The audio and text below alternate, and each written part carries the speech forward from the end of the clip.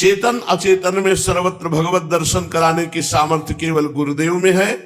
केवल मंत्र जपने से नहीं होगा कि तुम किसी किताब पुस्तक ग्रंथ से मंत्र ले लो और उसी से जपो और भगवान की प्राप्ति हो जाएगी। हमको ऐसे गुरु की जरूरत है जो आकार रूप धारण करके हमारे सामने हमको उपदेश करें, हमको डांटे, हमको दुलार करें, जिससे हम माया मुक्त हो जाएं। शिष्यस्य तद्दिनम देवी कोटि सूर्य ग्रहे समहा चंद्र ग्रहण कालम ही तद्दिनम वरवर्णिनी गुरोर दर्शन मात्रेण सर्व पापै प्रमुच्यते तत्क्षणात् चलापांगी दानम कुर्याद् विचक्षया। हे महादेवी, जिस दिन गुरु दर्शन लाभ हो जाए उस दिन शिष्य को करोड़ों सूर्य ग्रहण में दान देने का फल प्राप्त हो जाता है। हे श्रेष्ठ वर्ण वाली देवी, शिष्य के लिए वो महान चंद्र ग्रहण के समय किया हुआ दान का फल है जब गुरुदेव से संभाषण कर ले। गुरुदेव के दर्शन मात्र से करोड़ों सूर्य ग्रहण में जो दान किया जाता है वो फल प्राप्त होता है। गुरु संभाषण कर ले, गुरुदेव बात हमसे कर ले, शिष्य पाप मुक्त हो जाता है। हे चंचलांगी, विचक्षण व्यक्ति को तत्काल ही धन, शरीर बल और विविध प्रकार की सेवाओं के द्वारा गुरु को प्रसन्न कर लेना चाहिए। वही बुद्धिमान पुरुष है जो प्राण धन तन मन के द्वारा अपने गुरुदेव को प्रसन्न कर ले। गुरोः सेवा गुरोर्व्यानम गुरोस्तोत्रम गुरोर्जपा गुरोः पूजा गुरोस्तिग्निर गुरोर्भक्तिर नृणाम यदि। हे देवी, गुरु सेवा के द्वारा गुरुदेव का ध्यान करते हुए, गुरु का स्तवन करते हुए, गुरुदेव के द्वारा दिए हुए मंत्र का जप करते हुए और गुरु पूजा करते हुए, गुरु को तृप्त करते हुए कुछ भी प्राप्त कर सकता है जीव, कुछ भी प्राप्त कर सकता है। अवश्य वो सिद्ध पुरुष हो जाता है, वो जीवन मुक्त हो जाता है जो गुरुदेव की सेवा पूजा ध्यान। ध्यान मूलम गुरु मूर्ति, पूजा मूलम गुरु पदम, मंत्र मूलम गुरु वाक्यम, मोक्ष मूलम गुरु कृपा। श्रीमद् भागवत महापुराण प्रसंग चल रहा है। भगवान दत्तात्रेय जी 24 गुरुओं से शिक्षा लेकर के हम कैसे अवधूत स्थिति में रहते हैं इसका वर्णन करते हैं। कल कबूतर की शिक्षा तक चर्चा हुई थी। आज दत्तात्रेय जी कह रहे हैं कि मैंने अजगर को गुरु बनाया।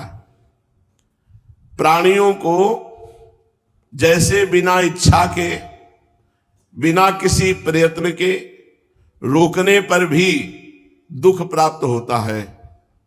कोई दुख नहीं चाहता, कोई दुख के लिए कर्म नहीं करता, कोई दुख के लिए प्रयास नहीं करता, पर जबरदस्ती दुख भोगना पड़ता है। ऐसे ही वो कहीं भी रहे, इंद्रिय के संबंधी सुख उसे मिलेंगे जबरदस्ती। सुख के लिए प्रयत्न न करे, प्रयत्न करे भगवत प्राप्ति के लिए। इसलिए सुख और दुख का रहस्य जानने वाले बुद्धिमान पुरुष को चाहिए कि सुख प्राप्ति के लिए प्रयत्न ना करे। जैसे बिना प्रयत्न के दुख मिल जाता है ऐसे सुख मिल जाएगा। तुम तो प्रयत्न करो भगवत प्राप्ति के लिए, बिना मांगे, बिना इच्छा के, अनायास जो मिल जाए, चाहे रूखा सूखा हो, चाहे बहुत मधुर हो, चाहे स्वादिष्ट हो, चाहे अधिक हो या थोड़ा हो। बुद्धिमान पुरुष को चाहिए कि अजगर के समान उसी को पाकर जीवन निर्वाह कर ले और सांसारिक प्रपंच कार्यों से उदासीन होकर निरंतर भगवत प्राप्ति का प्रयत्न करे। अजगर से शिक्षा ली। जैसे अजगर पड़ा रहता है, प्रारब्ध वसात उसके मुंह के सामने जो आ जाता है वो अंदर चला जाता है, उसी से पेट पालन होता है। अजगर करे न चाकरी, पंछी करे न काम, दास मलूका कह गए सबके दाता राम। मलूक दास जी ने स्वयं अनुभव किया। ऐसे ही कोई संत प्रवचन कर रहे थे इसी अजगर प्रवृत्ति का। उन्होंने सुना तो उन्होंने कहा बिना किए भगवान दे देंगे। कहा हम ना पाए तो भगवान पवा देंगे, पाना तो पड़ेगा। बोले नहीं, पवा भी देंगे। बोले इसकी परीक्षा लेंगे हम। नई अवस्था थी तब संत नहीं हुए थे, तो गए। बहुत जंगल में एक बड़ा बरगद का पेड़ था, उसके ऊपर जाके छुप के बैठ गए। देखते हैं भगवान कैसे पवाता है। वहीं से विश्वास उनका दृढ़ हुआ। ऊपर बैठे हुए थे, इतने में राजकुमार अपने परिकर के सहित वन विहार के लिए निकला था। उसने बड़ा बट वृक्ष देखा, बोले आज यहीं अपने राजभोग पाते हैं। तो दोपहर का भोजन, बड़े बड़े सुंदर सोने की थाली, सुंदर जल, सब पेय पदार्थ, भोजन तैयार करके एकदम फिट। अब तो राजकुमार के पास हर व्यवस्था, और 2-4 सैनिक थे, वो ऐसे भ्रमण करने के लिए आया। इतने में घोड़ों की टाप सुनाई दी, तो देखा तो सैनिकों ने कहा कि महाराज ये तो दस्यु लोग हैं, डकैत लोग हैं, चोर लोग हैं। तो बोले अपने पास ज्यादा सैनिक नहीं, चलो भाग चलते हैं। तो वो ऐसे ही भोजन छोड़कर वो भाग गए। वो चोर लोग वहां आए, डकैत लोग, उन्होंने देखा सुंदर थाली सजी हुई भोजन की, बोले अच्छा हमको मारने के लिए वो भोजन लगाकर गायब हो गए हैं, लेकिन उनमें कोई तो होगा जो ये देखने के लिए होगा कि हम लोग भोजन कैसे पाते हो, फिर तड़प तड़प के मरते हैं। खोजो उसको जिसने भोजन लगाया, जबरदस्ती उसको पवाओ। अब खोजने को शुरू किया तो ऊपर पेड़ में भी देखा तो ऊपर मलूक दास जी बैठे थे, बोले इनको उतारो। अब बंदूक की नोक से उनको नीचे उतारा गया। बोले पाओ, बोले नहीं, हाँ हमारे लिए जहर मिला के रखा है, अपना ना कहता है, जबरदस्ती पाओ। तो उनके आदमी हाथ से उठा के रसगुल्ला पवा रहे, अमुक अमुक चीज पर। वो कह रहे मान गए प्रभु, मान गए कि आप बिना पाए भी पवा देते हो। बोले जब पूरा ठास ठास के पवा दिया, बोले अब मरने दो इसको यहीं। वो छोड़ के चले, वो नाच पड़े। प्रभु बड़े विचित्र हो आप, राज भोग और वो भी अपने हाथ से हमको पवाया, धन्य है प्रभु। तभी लिखा उन्होंने, अजगर करे न चाकरी, पंछी करे न काम, दास मलूका कह गए सबके दाता राम। उसी दिन से उन्होंने संन्यास ले लिया और बहुत बड़े सिद्ध महापुरुष मलूक दास जी हुए। यदि भोजन ना मिले तो जैसे अजगर कई दिन तक भूखा रहता है, ऐसे प्रारब्ध समझ करके कोई चेष्टा ना करे, बहुत दिन तक भूखा ही पड़ा रहे। ये मैंने अजगर से शिक्षा ली। शरीर में मनोबल, इंद्रिय बल, देह बल तीनों हो तब भी निश्चेष्ट रहे, निद्रा रहित होने पर भी सोया हुआ सा रहे, और कर्मेंद्रियों के होने पर भी उनसे कोई चेष्टा न करे। राजन मैंने अजगर से शिक्षा ग्रहण की। फिर मैंने समुद्र को गुरु बनाया। साधक को सदैव अथाह भाव वाला होना चाहिए, इतना प्रसन्न और गंभीर कि कोई जान ही न पावे कि आखिरकार ये चीज क्या है। इतना गंभीर रहना चाहिए, अपने को गुप्त रखना चाहिए कि कोई कितनी भी था लेना चाहे, जैसे समुद्र की कोई था नहीं पा सकता, ऐसे साधु की कोई था नहीं पा सकता कि है क्या ये। साधु का भाव अथाह, अपार, असीम होना चाहिए। और जैसे बहुत सी नदियां समुद्र में गिरती, कभी उफान नहीं भरता समुद्र, ऐसे बहुत सा वैभव सुख सामग्री एकत्रित हो जाए, कभी उफान नहीं भरना चाहिए, अभिमान नहीं करना चाहिए। जैसे ज्वार भाटे और तरंगों से रहित शांत समुद्र।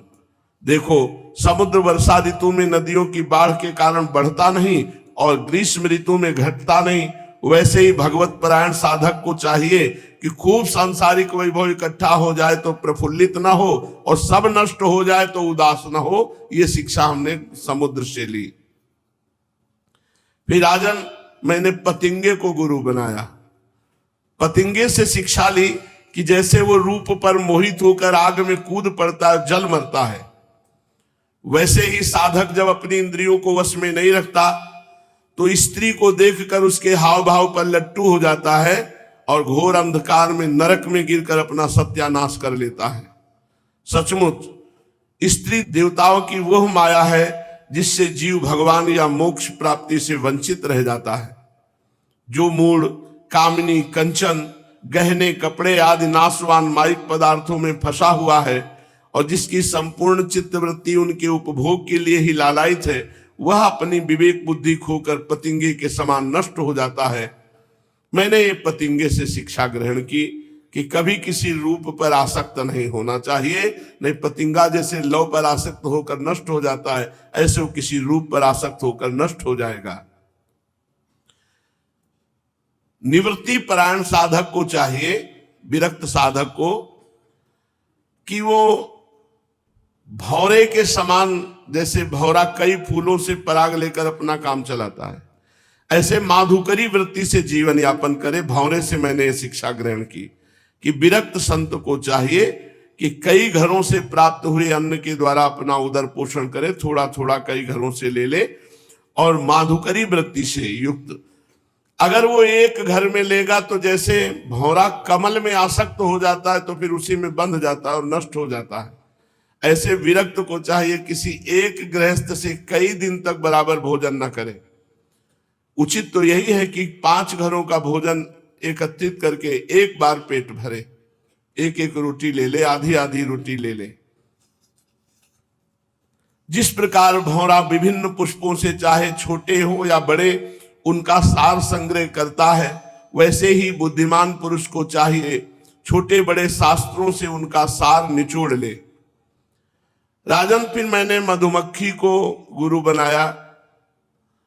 मधुमक्खी से यह शिक्षा ग्रहण की है कि विरक्त को दूसरे दिन के लिए कोई वस्तु संग्रह नहीं करनी चाहिए। वो पात्र में या हाथ में भोजन ले ले और जितना पेट में रख पावे उतना रख ले। अगर संग्रह करेगा तो मारा जाएगा।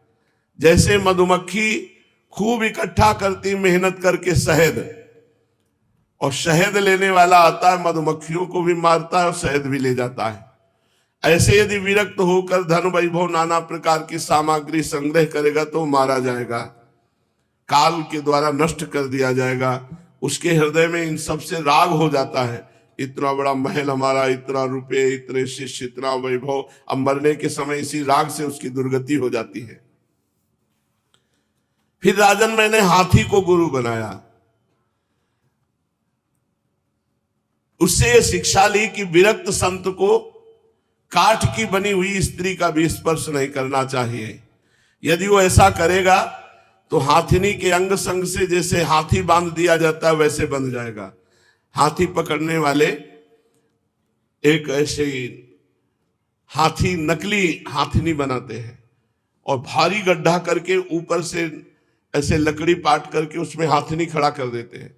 और जंगल में कामाशक्त हाथी जब हाथिनी को देखता है, उसके नजदीक आता है तो वहां पोला होता है, गड्ढे में गिर जाता है, उसे जंजीरों से बांध करके अपने अधीन कर लेते हैं। तो जैसे हाथिनी के अंग संग की लालसा से हाथी बंध जाता है, वैसे ही विरक्त यदि स्त्री का स्पर्श करेगा तो उसकी आसक्ति में बंध जाएगा। विवेकी पुरुष को चाहिए, जो निवृत्ति परायण है, वो स्त्री को कभी भी भोग रूप से स्वीकार न करे, क्योंकि यह उनकी मूर्तिमती मृत्यु है। यदि वो स्वीकार करेगा तो हाथियों से हाथी की तरह अधिक बलवान अन्य पुरुषों के द्वारा मारा जाएगा। फिर मैंने मधुहारी को गुरु बनाया। मधु शहद निकालने वाले पुरुष को। संसार के लोभी पुरुष बड़ी कठिनाई से धन का संचय करते हैं, किंतु वह संचित धन न किसी को दान करते हैं, न स्वयं उसका उपभोग ही करते हैं। बस जैसे मधु निकालने वाला मधुमक्खियों द्वारा संचित शहद को निकाल ले जाता है, वैसे उनके संचित धन को भी उसकी टो रखने वाला कोई दूसरा पुरुष ही भोगता है। इसलिए विरक्त को संग्रह करके अपने जीवन में अपने जीवन को नष्ट नहीं करना चाहिए। कुछ नहीं, एक पाई अपने पास नहीं होनी चाहिए। तुम देखते हो ना कि मधुहारी मधुमक्खियों का जोड़ा हुआ शहद मधुमक्खियों के खाने के पहले ही साफ कर जाता है। इसलिए हमने मधुमक्खी का शहद निकालने वाले से शिक्षा ली कि सन्यासी को कुछ भी, विरक्त को कुछ भी संग्रह परिग्रह नहीं रखना चाहिए। मैंने हरिन से सीखा कि वनवासी सन्यासी को कभी विषय संबंधी फिल्मी गाने नहीं सुनने चाहिए, विषय संबंधी गीत नहीं सुनने चाहिए, विषय संबंधी नृत्य आदि नहीं देखना चाहिए। हरिन से मैंने ये सीखा कि जैसे बहेलिया वीणा की तान छोड़ता है, उस वीणा नाद से प्रभावित होकर सब हिरन नजदीक आ जाते हैं, और बहेलिया बाण मार करके हिरणों को घायल करके अपने अधीन कर लेता है। इस बात की शिक्षा ली कि निवृत्ति परायण संत को फिल्मी गाने नहीं सुनने चाहिए, ऐसे गानों के वीडियो नहीं देखने चाहिए जिनमें माताएं बहनें नृत्य कर रही हैं, ऐसी बातें नहीं, क्योंकि उनके हाव भाव को देखकर हमारे भाव बिगड़ सकते हैं। देखो, तुम्हें इस बात का पता है कि हरिणी के गर्भ से पैदा हुए श्रृंगी ऋषि स्त्रियों के गाना बजाना को ही देख करके वो कठपुतली बन गए उनके हाथ की। पीछे प्रसंग सुना चुके हैं ऋष्यशृंग ऋषि का। ये मैंने हिरण से शिक्षा ली कि विरक्त साधक को विषयी गाने नहीं सुनने चाहिए। फिर मैंने मछली को गुरु बनाया। मछली से सीखा कि जैसे मछली कांटे में लगे हुए मांस के टुकड़े के लोभ से अपने प्राण गंवा देती है, वैसे ही ये भोग जो है ये दुर्बुद्धि मनुष्य को मत कर व्याकुल कर देते हैं और जिह्वा के वश में हो जाते हो, मारा जाता है। यहां भगवान दत्तात्रेय जी कह रहे हैं कि मैंने इन गुरुओं से शिक्षा ली है। जैसे हाथी हाथिनी के संग से बंद करके मारा जाता है, बहुत समझ। और ये कोई चतुराई ना सोचे कि मैं बच जाऊंगा, ऐसा फिसलन है कि उसमें फिसल ही जाएगा। नारी नयन सर जा ही न लागा। बहुत विचित्र भगवान की माया है। मछली से मैंने सीख ली कि मछली को कांटा नहीं दिखाई देता, उसे मांस का टुकड़ा दिखाई देता, चारा दिखाई देता। जे ही चारा निगलती वो कांटा फंस जाता है, वो अपने प्राण गंवा देती है जिह्वा के वश में। इसलिए विवेकी पुरुष को चाहिए इंद्रियाणि जयंत्याशु निराहारा मनीषिणः वर्जयित्वा तु रसनम तन्निरन्नस्य वर्धते। ज्यादा रसीला अन्न न खाए, स्वादिष्ट अन्न न पावे। ज्यादा मेवा मिष्ठानों खीर और हलवा पूरी रसगुल्ला नहीं तो फिर भजन नहीं होगा और संसार का चिंतन होगा। रसेंद्री के वश से ही साधु मारा जाता है, साधक मारा जाता है। कह रहे हैं जैसे मछली को केवल चारा दिखाई देता है, उसमें कांटा नहीं दिखाई देता, ऐसे साधु यदि अच्छे अच्छे हलवा पूरी पाएगा ना तो जिस कामना से पवाया जा रहा है वही कामना से युक्त हो जाएगा। विवेकी पुरुष भोजन बंद करके दूसरी इंद्रियों पर तो बहुत शीघ्र विजय प्राप्त कर लेता है, परंतु रसेंद्री पर नहीं। रसेंद्री से अगर विजय प्राप्त हो जाए तो 10 इंद्रियों का विजेता हो गया। एक इंद्री 9 इंद्रियों पर विजय प्राप्त कर ले रसेंद्री पे नहीं तो जितेंद्री नहीं माना जाएगा, और एक इंद्री रसेंद्री पर विजय प्राप्त कर ले तो जितेंद्री माना जाएगा। हे नृपनंदन, प्राचीन काल की बात है, मैंने एक वैश्या को गुरु बनाया, पिंगला वैश्या को। विदेह नगरी मिथिला में एक वैश्या रहती थी, उसका नाम था पिंगला। मैंने उसको गुरु बनाकर जो शिक्षा ग्रहण की, तुम सावधान होकर सुनो। वो स्वेच्छाचारिणी तो थी ही, स्वेच्छाचारिणी मतलब रोज नए नए पुरुषों से व्यभिचार करना, और रूपवती भी थी, और मिथिला नगरी में रहती थी, ज्ञानियों की नगरी में। एक दिन रात्रि के समय वो सज धज करके अपने घर के बाहर बैठ गई, और जिस पुरुष को देखती वो यही सोचती है मेरे पास ही आ रहा है, धन देगा और मेरा उपभोग करेगा। हे राजन, वैश्या को पुरुष की नहीं कामना थी, धन की कामना थी। आएगा, धन देगा और मेरा उपभोग करेगा। अब इतनी कामना दृढ़ हो गई कि जो पुरुष आता उसको वो सोच लेती ये मेरे पास ही आ रहा, फिर वो निकल जाता। भगवान की ऐसी लीला कि रात्रि के 12 बज गए, एक भी पुरुष उसके पास नहीं, और निकलते वहां से जो निकलता उसी के प्रति कामना हो जाती। वो संकेत जीवनी वैश्या ये सोचती कि अब की बार कोई आएगा, अब की बार कोई आएगा, हृदय जलने लगा। उसके चित्त की ये दुराशा इतनी बढ़ गई कि दरवाजे पर खड़ी होकर के बस उसी रास्ते को देखती रही। ना नींद है, न भूख है, न प्यास है, केवल वह धनी पुरुष आ जाए। आधी रात हो गई। राजन, सचमुच आशा, वो भी धन की, भोग की, बहुत बुरी है। धनी की बाट जोहते जोहते उसका मुख सूख गया, चित्त व्याकुल हो गया। भगवान की कृपा से उसे बड़ा वैराग्य हुआ इस वृत्ति से। बड़ी दुख बुद्धि हो गई कि घृणा आ रही अपने जीवन पर। मैं शाम से बैठी हूं, हर पुरुष को देख रही हूं गंदी दृष्टि से।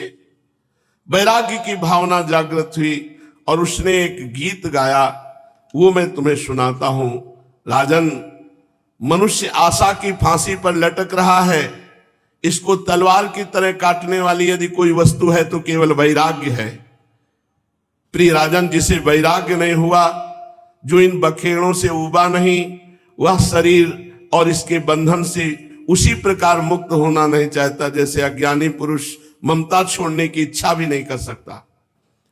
पिंगला ने ये गीत गाया, अहो में मोह विततिं पश्यता विजितात्मनः या कांता दसतः कामम कामयेन बालिशा संतम समीपे रमणम रतिप्रदम वित्तप्रदम नित्यमिमं विहाय अकामदम दुख भयादि शोक मोहप्रदम तुच्छमहं भजे ज्ञा अहो मयात्मा परितापितो वृथा सांकेत वृत्त्याति विगर्हवार्तया स्त्रैणान्नराद्यार्थ तृशोऽनुशोच्यात् क्रीतेन वित्तं रतिमात्मनेच्छति। हाय हाय, मैं इंद्रियों के अधीन हो गई, भला मेरे मोह का विस्तार तो देखो। मैं इन दुष्ट पुरुषों से जिनका कोई अस्तित्व ही नहीं है, इनसे लालसा करती हूं विषय सुख की। कितने दुख की बात है, सचमुच मैं मूर्ख हूं। देखो तो सही, मेरे निकट से निकट हृदय में मेरे सच्चे स्वामी भगवान श्री हरि विराजमान है। वे भगवान वास्तविक प्रेम सुख और परमार्थ का सच्चा धन भी देने वाले हैं। अरे जगत के पुरुष अनित्य हैं, वे भगवान नित्य हैं। हाय हाय, मैंने तो भगवान को छोड़ दिया और तुच्छ मनुष्यों का सेवन किया जो मेरी आज तक एक भी कामना पूरी नहीं कर सके, उल्टे दुख भय आदि व्याधि शोक और मोह ही देते हैं। ये मेरी मूर्खता की हद है कि मैंने भगवान का सेवन न करके मनुष्यों का सेवन किया। बड़े खेद की बात है कि मैंने अत्यंत निंदनीय आजीविका वैश्यावृत्ति का आश्रय लिया और व्यर्थ में अपने शरीर और मन को क्लेश दिया, पीड़ा पहुंचाई। हाय, मेरा यह शरीर बिक गया। लंपट लोभी निंदनीय मनुष्यों ने इसे भोगा। मैं इतनी मूर्ख हूं कि इसी शरीर से धन और रति सुख चाहती हूं। मुझे धिक्कार है। क्या है ये शरीर? इसमें हड्डियों के टेढ़े तिरछे बांस और खंभे लगे हुए हैं, चाम रोम नाखूनों से छाया गया। इसमें 9 दरवाजे हैं जिनसे मल निकलते रहते हैं। इसमें संचित संपत्ति के नाम पर केवल मल और मूत्र है। मेरे अतिरिक्त ऐसी कौन स्त्री है जो इस स्थूल शरीर को अपना प्रिय समझकर सेवन करेगी? यूं तो ये विदेहों की जीवन मुक्तों की नगरी है, परंतु इसमें मैं ही सबसे मूर्ख और दुष्ट हूं, क्योंकि अकेली मैं ही तो आत्मदानी अविनाशी एवं परम प्रीतम परमात्मा को छोड़कर दूसरे पुरुषों की अभिलाषा करती हूं। मेरे हृदय में विराजमान प्रभु समस्त प्राणियों की हितैषी सुहृद प्रीतम स्वामी और मेरी आत्मा है।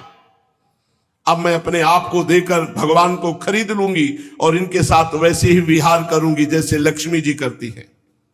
अरे मेरे मूर्ख चित्त, तू बतला तो सही, जगत के विषय भोगों ने और उनके देने वाले पुरुषों ने तुझे कितना सुख दिया है? अरे वो स्वयं पैदा होते हैं और मर जाते हैं, वो मुझे क्या सुख देंगे? मैं केवल अपनी ही बात नहीं कहती, केवल मनुष्यों की भी नहीं, क्या देवताओं ने भी भोगों के द्वारा अपनी पत्नियों को संतुष्ट कर दिया? वे बेचारे तो स्वयं काल के गाल में पड़े पड़े करा रहे हैं। अवश्य ही मेरे किसी शुभ कर्म का उदय हुआ और भगवान मुझ पर प्रसन्न हुए, तभी तो दुराशा से मुझे इस प्रकार वैराग्य हुआ। अवश्य आज मेरा परम सुखमय दिन है कि मुझे संसार से वैराग्य हो गया। यदि मैं मंदभागिनी होती तो मुझे ऐसे दुख ही ना उठाने पड़ते जिनसे वैराग्य होता है। मनुष्य वैराग्य के द्वारा ही घर आदि के सब संबंधों को काटकर शांति लाभ करता है। अब मैं भगवान का ये कृपा उपकार आदर पूर्वक सिर झुकाकर स्वीकार करती हूं और आज के बाद नियम लेती हूं कि विषयों की दुराशा को कभी स्वीकार नहीं करूंगी। कितना कृपा हुआ! अगर अनुकूलता मिल जाती तो बात नहीं बनती, प्रतिकूलता मिली तो आज मैं नियम लेती हूं कि आज के बाद कभी विषय भोग नहीं करूंगी और जगदीश्वर भगवान श्री हरि की शरण ग्रहण करती हूं। अब मुझे प्रारब्ध के अनुसार जो कुछ मिल जाएगा उसी से निर्वाह कर लूंगी और बड़े संतोष और श्रद्धा के साथ रहूंगी। मैं आज के बाद किसी पुरुष की तरफ आंख उठाकर नहीं देखूंगी। अपने हृदय में विराजमान आत्मस्वरूप भगवान के साथ विहार करूंगी। ये जीव संसार के कुएं में गिरा हुआ है, विषयों ने इसे अंधा बना दिया है, काल रूपी अजगर ने इसे अपने मुंह में दबा रखा है। अब भगवान के सिवा कोई दूसरा रक्षा कर ही नहीं सकता। जिस समय जीव समस्त विषयों से विरक्त हो जाता है उस समय स्वयं ही अपनी रक्षा कर लेता है। इसलिए बड़ी सावधानी से ये देखते रहना चाहिए कि जगत काल रूपी अजगर से ग्रस्त है। और उसी समय अवधूत दत्तात्रेय जी वहीं खड़े थे। उन्होंने पिंगला के अंदर की ये बात देखकर तत्काल उसको गुरु बनाया। और ये बात कि आशा ही परमम दुखम नैरास्यम परमम सुखम यथा संचिद्य कांताशाम सुखम शुष्वाप पिंगला। राजन, पिंगला वैश्या ने ऐसा निश्चय करके अपने प्रिय धनियों की दुराशा, उनसे मिलने की लालसा का परित्याग कर दिया और शांत भाव से जाकर अपनी सेज पर सो गई। सचमुच आशा ही सबसे बड़ा दुख है और निराशा ही सबसे बड़ा सुख है, क्योंकि पिंगला वैश्या ने जब पुरुषों की आशा त्याग दी तभी वो सुख से सो पाई। तो मैंने पिंगला को गुरु बनाया। अब आगे के जो और 24 गुरुओं की चर्चा है वो आगे। श्री राधा वल्लभ लाल की।